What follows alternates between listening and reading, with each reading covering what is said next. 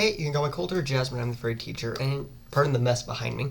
But in today's video, I'm going to be kind of doing a little freehand kind of rant, so to speak, about something that I think a lot of people should be a little bit more learned about, and know a few more things about, and look at something from a perspective that most people tend to avoid. So I am a biologist. One second, okay.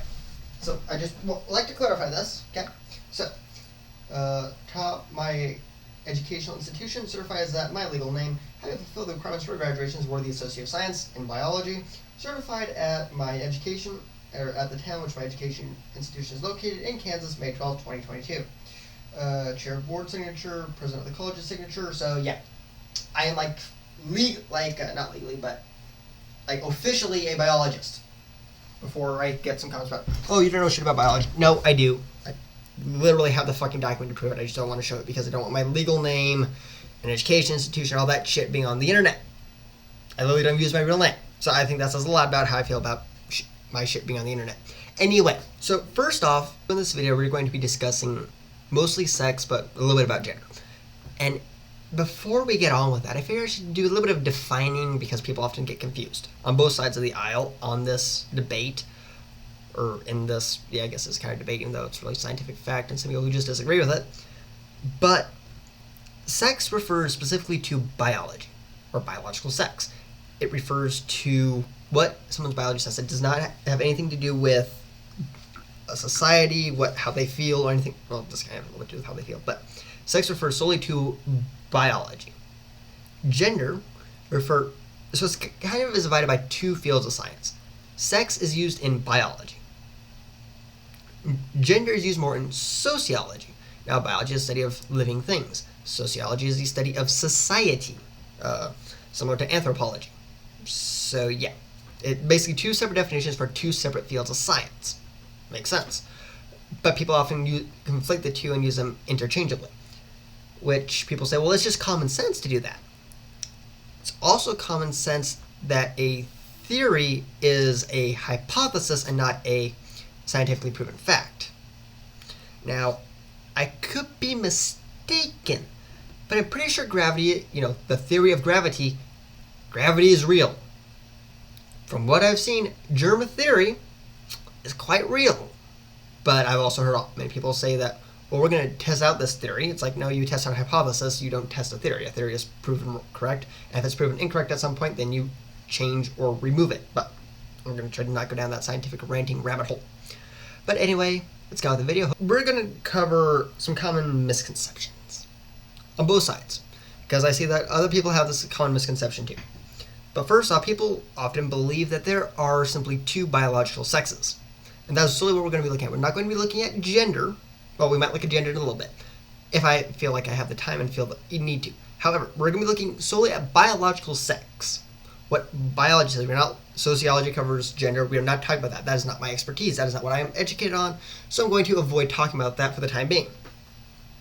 But biological sex, no matter which way you decide to define it, is not binary. It is not physically possible in any sensible way of defining it for it to be a binary.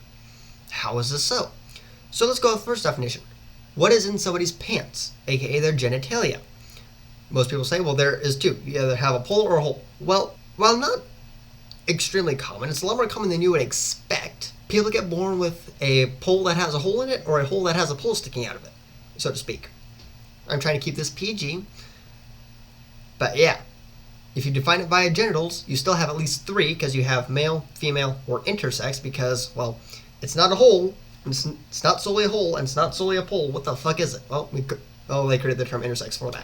So let's go with the other possible definition, which is based off of, or other common definition at least, genes. What do your genetics say? Because, well, we can change your genitals via surgery nowadays. So what do your genetics say? Because, that's infallible. Way not even close. There's about, if you go based off of sex karyotypes, there's about, probably butchered that pronunciation. I'm not really good about scientific pronunciations, but not with that shit for some reason. Anyway, you get about 6, and they are as follows. You have X, roughly 1 in 2,000 to 1 in 1,500 people, also referred to as Turner syndrome. You have XX, most common form of female. XXY, roughly 1 in 500 to 1 in 1,000 people, often referred to as Klinefelter syndrome.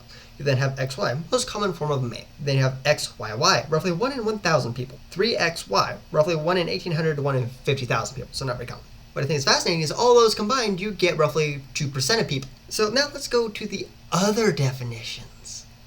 So people say, well, it's based off of what is your internal anatomy. For instance, whether you have ovaries or a uterus. So roughly 1 in 1,000 AFAB people, assigned female at birth people, just don't have one. Like, we don't, I think it's 1 in 1,000, maybe it's 1 in 10,000, I don't know. It's not a lot, but it's more than you would expect. Just don't fucking have one.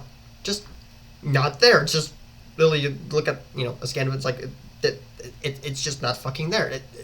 There's a spot where the thing is to be, but there's not the thing there. It just happens. Because humans are fucking weird. But that throws their definition out the window because, again, they're also say, well, there's only 2. Well, congratulations, you just added a 3rd. Then you also have people who have had hysterectomies and, just had that shit removed.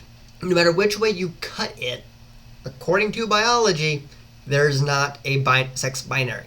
I mean, I guess you can kind of try to argue that, it's a rare extreme example. It's literally, if we go based off genes at least, it's about as common as I believe it is green eyes. It's like 1 to 2% of the population has green eyes, about 1 to 2% of the population is intersex.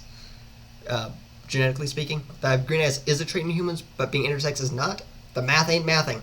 Hopefully my ranting about this has been informational, educational, and entertaining. So have a good day, stay safe, stay fluffy, and stay educated. Bye.